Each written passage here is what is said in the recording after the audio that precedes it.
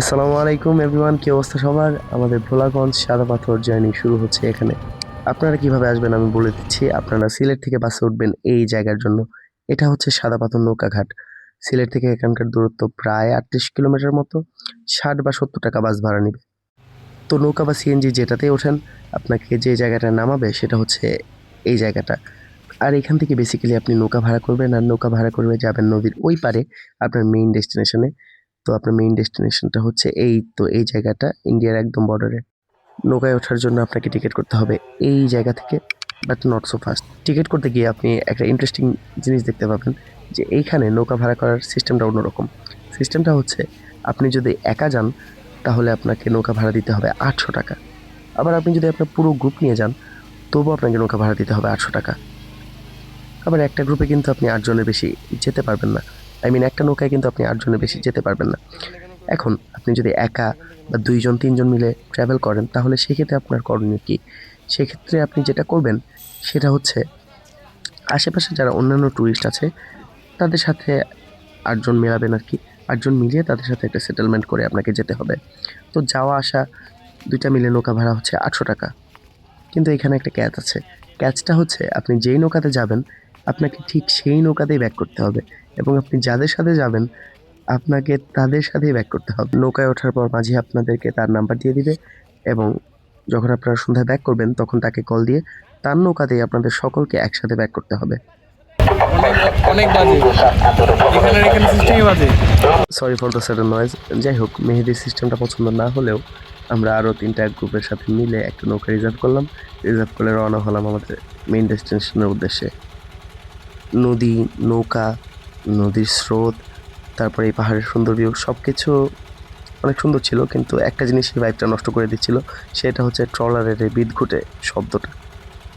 পাহাড়, সমুদ্র, সমুদ্র না, পাহাড়, নদী, সুন্দর পাথর সবকিছুর একটা সুন্দর মিশ্রণ এখানে। দেখেন পিছন থেকে নদী দেখা যাচ্ছে, এই পাশে পাহাড়। কালকে জাফলং এর ভিডিওটাতে আমি বলেছিলাম যে জাফলং অনেক ওভার ক্রাউডেড। এখানে জাফলং এর তুলনায় মানুষ অনেক কম এসেছে, সেই ক্ষেত্রে ভালো লাগছে এখানে অনেক। আর এই পাশটা, বিশেষ করে এই পাশটা কিন্তু অনেক নিরিবিলি। আর ওইদিকে দেখতে পাবেন, ওইদিকে মোটামুটি একটা ক্রাউড আছে।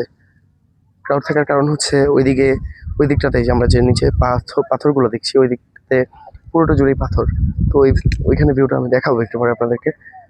তার আগে আমরা এখানে একটু গোসল করব। আমরা এখানে নামবো, নেমে সাঁতার কাটবো। সাঁতার কাটার পরে ওই যে আমার ফ্রেন্ড মেহেদি, সে ড্রেস চেঞ্জ করছে, সেই দিকে আর না দেখাই আমি। এখন এখানে দেখি, এখানে প্রথমে আমরা এখানে সুইমিং করব। সুইমিং করার পরে আমরা ওই পাশে যাবো এবং ওই পাশে যে পাথরগুলো আছে পাথরগুলোর ভিউ নিব। জলহস্তিকে ডুব দিতে কখনো দেখেছেন? এখন দেখবেন, এই দেখেন। شكرا لك ربي حمدا لك ربي أحييت روحي وأنرت قلبي। মনে আছে একটু আগে আপনাদেরকে বলেছিলাম যে এই পাশটা ক্রাউডেড। তো ক্রাউডেড হবে না কেন? এখানেই তো আসল স্পটটা। এটা আমরা অবশ্য পরে রিয়েলাইজ করতে পেরেছি।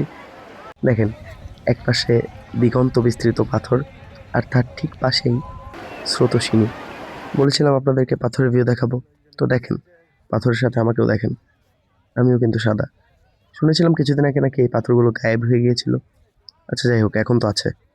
এই পাশে লকার্স আছে, চেঞ্জিং রুম আছে, যেন আপনি কমফোর্টেবলি ড্রেস চেঞ্জ করতে পারেন। আবার আপনার ভ্যালুয়েবলসগুলো পানিতে নামার আগে রেখে যেতে পারেন। আবার ছোটোখাটো কয়েকটা স্টলসও আছে এদিকে। তবে মেইন স্টলস, ইন্ডিয়ান গুডস যেখানে পাওয়া যায়, সেটা কিন্তু ওই পাশে। কোন পাশে? ওই তো যেখানে নৌকা আপনাকে নামাবে আর কি, সেই জায়গার শ্যুটটা নেওয়া হয়নি। সাদা পাথরে আমার জন্য সবচেয়ে ওয়ার্থের বা সবচেয়ে মজার এক্সপিরিয়েন্স যেটা ছিল, সেটা হচ্ছে এই স্রোতের সাথে গা ভাসানো। এখান থেকে স্রোতের সাথে ভেসে ভেসে কিছু দূর যাওয়া যায়, 100 বা 150 মিটার হবে, এবং 100 বা 150 মিটার যাওয়ার পরে স্রোত অনেকটাই কমে যায়। তো সেইখান থেকে আবার সাঁতরিয়ে পাড়ে আসা যায়। আমরা তো অলরেডি ওই দিকে সাঁতার কেটে অনেকটা এনার্জি নষ্ট করে ফেলেছিলাম, নাহলে অনেকবার ট্রাই করার ইচ্ছা ছিল এটা। তবে আমি 3বার ট্রাই করেছি, মেহেদিও 3বার ট্রাই করেছে। আবার অনেককে দেখছিলাম যে উপর থেকে লাফ দিয়ে, ওই তো উপর থেকে দেখছেন না, উপর থেকে লাফ দিয়ে এই স্রোতের ভিতরে পড়ছিল, পরে ভেসে যাচ্ছিল। এটাও করার ইচ্ছা ছিল অনেক, কিন্তু তখন সন্ধ্যা হয়ে যাচ্ছিল, তো অলরেডি এই চাচারা এসে টাকা রাখি শুরু করেছিল, তো আর ট্রাই করার সময় হয়নি। Maybe next time. মেহেদিও কিছুটা বিরক্ত হচ্ছিল আমি বেশি দেরি করছিলাম বলে, কারণ তার অনেক শপিং করা বাকি ছিল, তাই আর বেশি দেরি করি নাই আর কি। মেহেদি ভাই, আপনি রাগ করতেছেন কেন? না ভাই। So yeah, that is সাদা পাথর for you guys. Hope you enjoyed my first video. সামনে আরো আসতেছে, stay tuned. একটা আউটরো দিব? না থাক।